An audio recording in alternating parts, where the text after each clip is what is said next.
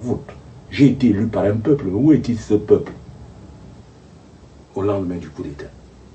Vous élisez quelqu'un le 26, et puis un quidam vient pour dire qu'il prend le pouvoir. Vous êtes là, vous ne faites rien.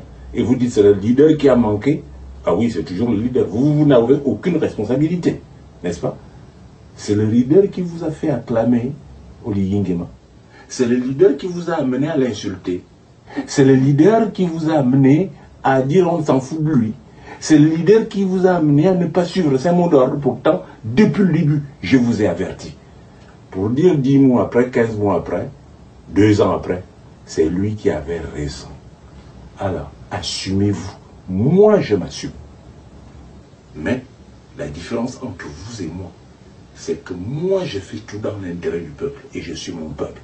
Je ne suis pas Oligui Nguema, qui ne suis pas le peuple. Moi, je suis le peuple. Le peuple va avancer, j'avance. Le peuple recule, mais je suis là. Quand le peuple est prêt, le leader est là. Je n'ai jamais manqué de lucidité. Je vous ai toujours averti. Je suis toujours intervenu au risque de ma vie. Mais vous, qu'est-ce que vous assumez comme responsabilité? Savez-vous que les Camerounais et les autres, les Sénégalais, se payent notre tête, disent que les Gabonais ne sont pas un vrai peuple? Alors à partir de ce moment-là, il faudrait que vous sachiez que votre responsabilité est désormais engagée. Je viens de vous tendre une nouvelle prêche, une nouvelle perche. À vous de la récupérer ou non. À vous de suivre ou non. Sinon, si vous suivez Oligui, vous n'aurez que vos yeux pour pleurer. Je suis là pour montrer la voie et vous demander de la suivre. Si vous n'adhérez pas à ce que je vous dis, que voulez-vous que je fasse? Et qu'Oligui Nguema retourne dans sa caserne. Clair, il n'y a pas d'autre, il n'y a pas de troisième solution. Maintenant, si vous l'acclamez, vous aurez tôt ou tard ce que vous cherchez. C'est clair.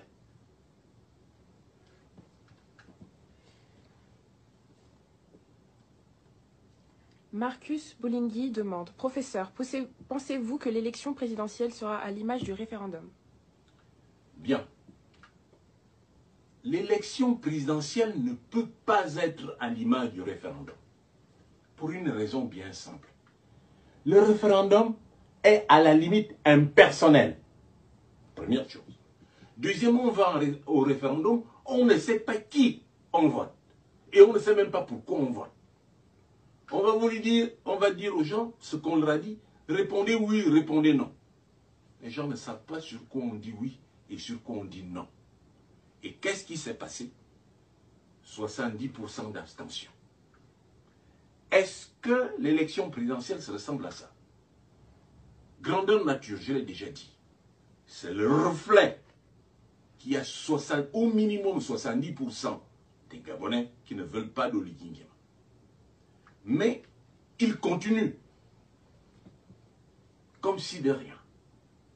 Un politique avisé se serait arrêté, aurait regardé, aurait interrogé pour savoir s'il continue ou non. Mais il a continué comme si de rien. Elle ne sera pas comme l'élection présidentielle. Parce que cette fois-ci, c'est un individu. Allons-y. Allons-y seulement et je souris.